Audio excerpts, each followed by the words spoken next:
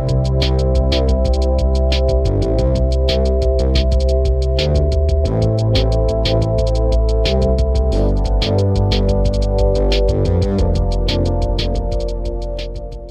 guys, it's Courtney. I am here sharing a video using the April 2019 Club La La Land Crafts kit. And I'm just going to show you the contents of the kit and then we'll get right into the card. You of course get your stamps, which are red rubber stamps. You get this adorable Marcy in Paris, which is super fun to color, along with 2 sentiments, and you can just snip these apart with your scissors or you could just leave it whole. The second set of stamps is called Poodles of Love, and these are adorable too, along with several sentiments for those as well. And you can see it just has the backing there to kind of protect your stamp. Once you remove that backing, it will become sticky enough to either stick to an acrylic block or your stamp positioner. For the dies, we have 3 dies in this set. We have the Harlequin plate die, we have the Rose bouquet die, and the Paris die. So when you die cut the Paris, they are all separate. So you can just use that Eiffel Tower or you can use everything, which I used everything. So I'm going to jump right into the card here, and I am using my Misty, removing that foam pad because this is a red rubber stamp, and I'm going to go ahead and stamp out Marcy with Blackout ink by Ink on 3 onto a piece of Neenah Solar White 80-pound cardstock because, of course, we will be Copic coloring her. So moving right into the coloring, we are going to start off with her skin tones, which I typically do. And I usually use a 4-color combination, but in this case, I did use 5 colors because her face is quite a large area that I wanted to get lots of contrast. I am starting off with my lightest color to map out the darkest areas. And you can see I missed her little chest area there underneath her chin, but I will notice that and go back to it. But the shading will be underneath where her hair is hanging over her face, underneath her little chin, on the inside of her little legs, and I put little flick marks for her kneecaps, and on the bottom portion or the inside of her little hands. I'm just using a center light source here to make it nice and simple. Next, I'm bringing in the E13. And I'm extending all of those areas out along with 2 little flick lines above where her nose would be to kind of give some dimension to her nose. Extending all of those areas out with the E13, and you can see that I'm going back and forth a lot because for some reason I kept skipping certain parts of her before moving on to the next color. So moving on to the E01, which is my lightest mid-tone, extending all of those areas out and just leaving a very small highlight on her hands and legs for that E00, and her face will have a little bit more of a highlight, adding a little bit of color to her cheeks with the R21, and then I'll quickly go back in with that E00 to kind of blend out that cheek color a little bit. Next, we'll move on to her hair, and I am using my E20 markers and starting off right with the darkest color. Typically, when I color hair and I'm looking to get a lot of dimension within her hair and a lot of contrast, I do start off with my darkest color to make sure that I can maintain those flick lines so that her hair has some natural highlights, or what looks like natural highlights, I should say. So I'm concentrating this area, the darkest area being where her hair is parted and on the tips of her little bangs, and then where her hair is kind of hanging below her hat and on the tips of her hair, working my way up. I am just using the very tip of my marker and varying the lengths of the flicks to kind of give her hair some movement and some texture. And I'm going with the shape of her hair too. So her hair is kind of curvy a little bit in certain areas, so my flicks will be curvy as well. Moving on to the E25, and I'm just extending those flicks out a little bit further. Again, doing the same thing, just making sure that my flick lines are different sizes, and I'm just using the tip of my marker. Same thing with the E22, and I'm just leaving a little bit of white space at this point for my highlight, and you can certainly leave it completely white. You don't need to go in with a highlight color. The more white you leave, or I guess if you leave white rather than going in with like the E21 like I'm doing, it's just going to give her hair a little bit more shine. But I did fill in those areas very quickly with the E21, being careful not to over blend so that I can keep that texture. I add a little bit of color to her lips with that R21 as well, and we'll move on directly to her clothes.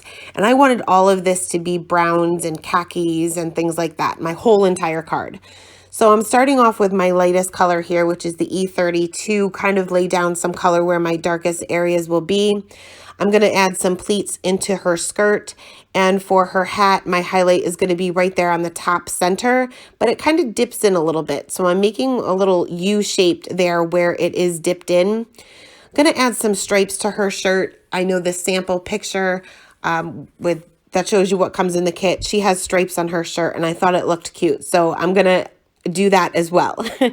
So using my E30 markers for her skirt, some of the stripes, and her hat, going in with the darkest color now, that E37, just adding those pleats, and all they really are triangles basically.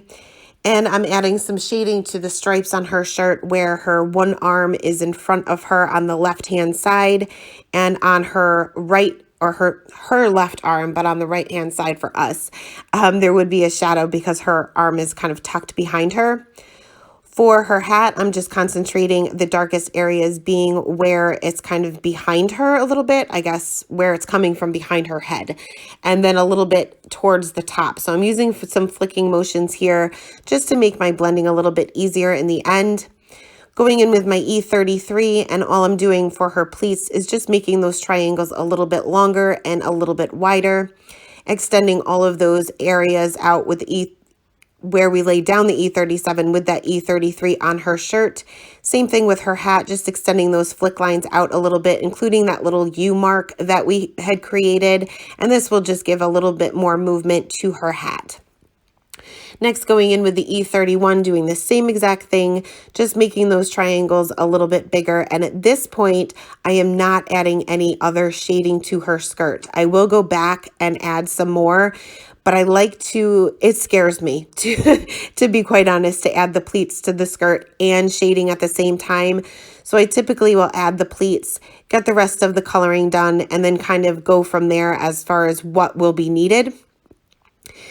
Next, I'm going back in with that lightest color, that E30, and I'm just extending all of those areas out. And at this point, my stripes are not perfect, but I'm not too worried about it because I'm going to go in with a darker color for the other stripes. So moving on to the E50s for those additional stripes, and I started right off with those to see kind of what else I needed on that skirt before I moved on to anything else. Again, laying out that lightest color, then going in with the darkest color, adding my shading the exact same places that I added the shading with the E30s, but I'm adding just a little bit more of my darker color than I typically do because I want these stripes to be significantly darker than the others, than the first ones that we did. So blending that out with the E57, then the E55, and then finally back to that E53 just for a little tiny bit of a highlight to kind of give these stripes some dimension as well.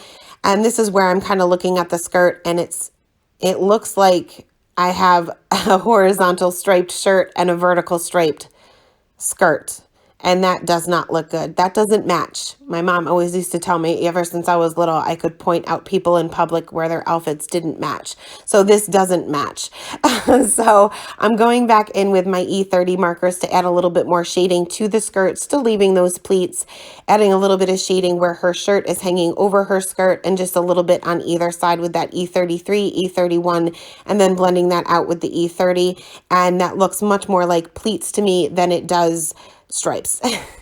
So next we're going to go back in with those those E50 markers to color in her shoes and her little purse that she's holding. For her purse, the shading would be underneath that little opening or that flap of her purse, and then a little bit off to the right hand side. Being we're using a center light source, I figured instead of adding shading to both sides, we'll just pick the right side. It doesn't really matter. Coloring in the strap or the handle of her purse just solid because I was too afraid to do any shading and risk it bleeding. For her shoes, I am adding a little bit of shading to the bottom portion, kind of in a U-shaped, to keep the highlight on the toe portion, and on the other part, I guess, of the shoe, maybe where it's kind of coming up her ankle. I'm just adding a little bit of shading on either side, but using the same color combination, using that E53 as my highlight color. I did go in with my colorless blender. First I did the socks, and I'm just using some W markers to make them look white, but have a little bit of shading. Fixed up some of my coloring errors with my colorless blender, which I did have quite a few, and then took a white gel pen to add the whites back into her eyes and just a few little reflection lines on her little hat. And then I did fussy cut her out. I did that off camera, but I did leave a small white border around her, I guess. Next, we'll move on to the assembly of the card itself. So I have two pieces of craft cardstock here. This is actually Neenah Desert Storm, so it's not technically craft. And I have one cut down to 5 1/4 by 4, and the other one just slightly larger than that, but just still slightly smaller than the A2 size card. And I'm going to be using the Wood Planks background stamp. And obviously this is also by La La Land Crafts, and this is where I made my first error, but we'll fix it later. I used Distress Oxide ink in the color Antique Linen, thinking I would get kind of a tone-on-tone look with this paper, and it didn't end up working, but we'll fix it later. I am using my Misty because it's a background stamp, and I wanted to get a good impression, and I knew my paper would kind of move around, which when I picked up my Misty door, the paper actually stuck to the stamp, which actually worked to my benefit, because this is sometimes how I use background stamps. I'm going to take just a scrap piece of paper, and this is just printer paper from my printer, and I'm going to lay that directly onto the back portion of my card panel and just use my fingers to kind of mush that around and make sure that I get good coverage with that ink. Now, right now you can see the wood grain, but it is significantly lighter than what I was looking for. I did put it aside to dry because the Distress Oxides do take a little bit of time, and I ran my Paris die through my die cutting machine using the same Desert Storm cardstock, and this is where I'm kind of just laying everything out to see how I'm going to want this. I was originally just going to use that Eiffel Tower, and I'm still debating at this point whether I'm going to keep that background, but I did use that Harlequin plate just to add a little bit of interest to my background, and decided I do want the whole word. So I'm going to make this a landscape card and needed a little bit something extra in the background. So I'm going to bring back out my background stamp. And this time I am going to bring out Vintage Photo, and this is regular Distress ink. Unfortunately, I don't have it in the Distress Oxides, but being I'm using a stamp positioner, it's stamped out really well, actually, much better than most of the time with Distress inks. And it could be the fact that it is a red rubber stamp. I love photopolymer stamps, but I also love red rubber because you get such a different impression and a full coverage every single time. And I did with even the regular Distress ink. It was a little bit darker than what I wanted, but the Antique Linen was just too light. So we're going to work with it. So I'm going to go ahead and start assembling my card here. I laid this onto that other piece of Desert Storm that's just slightly larger, and kind of laid everything out before I stuck that down to my card base, just to make sure I have my placement right and make sure that I like it before I glue everything down permanently. So I am taking a white A2 size card base, and I'll start by laying down flat my, I guess, my larger panel there that kind of is just a mat for my other panel, and laying down the main panel here with my Tombow Mono Multi Glue, and I'm just putting a little bit of little dot of glue in between all of those little pieces from the Harlequin plate die, and just to make sure that that doesn't come up and that sticks flat down. Moving on to the sentiment, I'm taking that scrap piece of the Desert Storm, treating that with my anti-static tool, and then I am stamping one of these sentiments that actually came in the Poodles of Love set, stamping that with Versamark ink, and then sprinkling on some white embossing powder and heat setting that, making sure that my heat gun is heated up before bringing that to the paper. And then I brought out my tonic trimmer just to trim that down into a very, very small strip, just slightly larger than the sentiment itself. Next, I'm going to use that same Tombow Mono Multi-Glue because I want my letters to be flat. And I'm putting these down crooked on purpose. The only ones that I really put straight was the A and the I because these are they're actual objects, even though they're in the shape of letters. But my other letters, I kind of put a little bit crooked on purpose. And I'm gluing those flat down with my Tombow Mono Multi-Glue again. And then I'll take a small piece of Scotch foam tape to pop up my sentiment. And I'm going to cover her also with my Scotch foam tape. And I cut little teeny tiny pieces for behind her legs and where the ends of her hair are kind of curled up a little bit, just because I don't want this to get stuck in an envelope either when I'm putting it in the envelope or somebody is taking it out.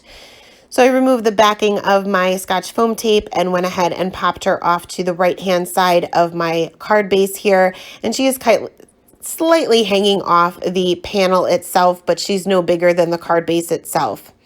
Took my white gel pen to kind of fix up some of those areas that I wasn't able to take out with my colorless blender, and then added a little bit of sparkle to my letters, which FYI, do this first if you want to add sparkle before you glue those down. But that is the card for today, guys. Thanks so much for stopping by and have a great day. Bye.